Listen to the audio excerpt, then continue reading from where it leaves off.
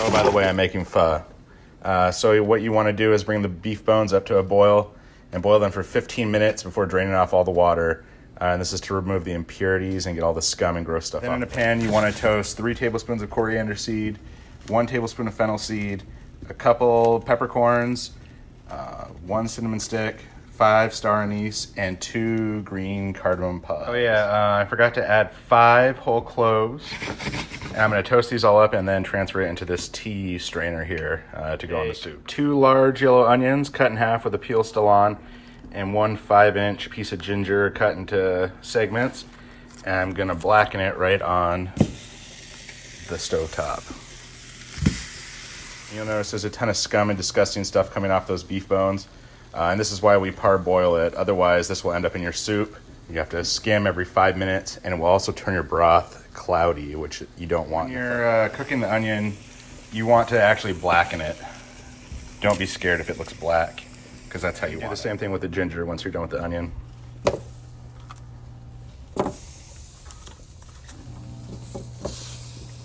Now you want to strain these really good, rinse off all the gunk, rinse out your pot, put them back in the pot, and cover them with cold water.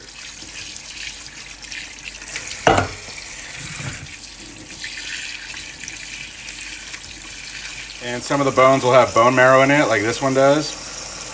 You definitely want to keep that bone marrow in there because it'll add flavor to the soup. I'm gonna add these short rib tip pieces that I got on sale to the pot, which I filled with 10 liters of water. So I'm gonna add that in now. Because they're little pieces, I didn't feel like boiling it with all the nasty bones, but if this was like a big chunk of meat, I would want to parboil it for 10 or 15 minutes with these soup bones as well. But I'll just skim the scum off. Add the rest of the stuff. I got my spice container. I got my rock sugar.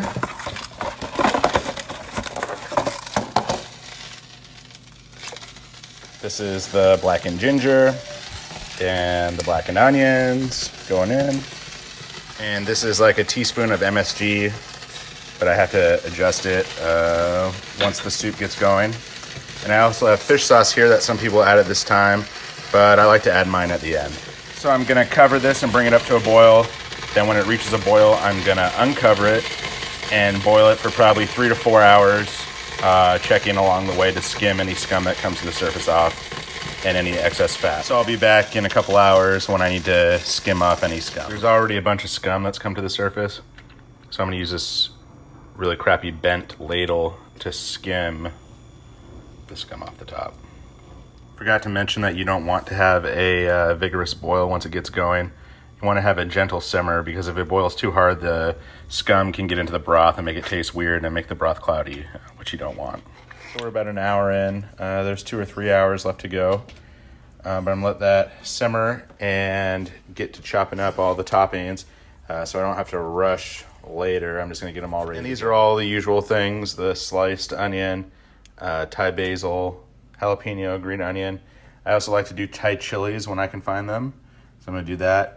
And then this is culantro or sawtooth herb. This is the sawtooth herb or culantro. I got this at the Asian market. They use it a lot in Vietnam, and it tastes pretty much just like cilantro, and maybe a little bit of a stronger flavor. But yeah, pretty similar. So the pho's been cooking for 4 hours now. I haven't added any salt to it, so now I'm gonna add the fish sauce, and that's gonna act as all my salt. And the reason I didn't add it in the beginning is because I don't want my entire house to smell like fish sauce. So the pho's been cooking for 4 hours now, and now it's time for me to add my fish sauce. I haven't added any salt to it, besides that tiny bit of MSG. And the fish sauce is going to act like all the seasoning and all the saltiness. Now I'm going to measure out 6 or 7 spoonfuls of fish sauce and add it to the soup, and then check for the saltiness to make sure it's where I want it to be. And you really want to make sure that it's over-seasoned, because you're going to add a whole bunch of stuff to the soup, so you want it to be extra salty. I'm going to let this cook for another 15 minutes to take the edge off the fish sauce, and then I'm going to strain everything out. And yep, everything's all strained out and in a bowl.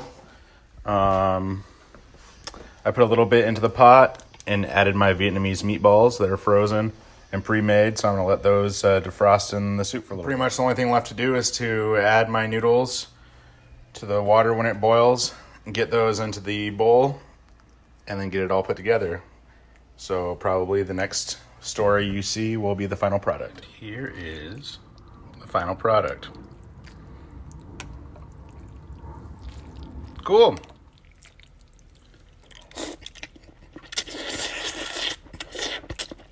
I know it's a little anticlimactic, but it's really hard to assemble this with only one hand while filming, so whatever. But it tastes really good.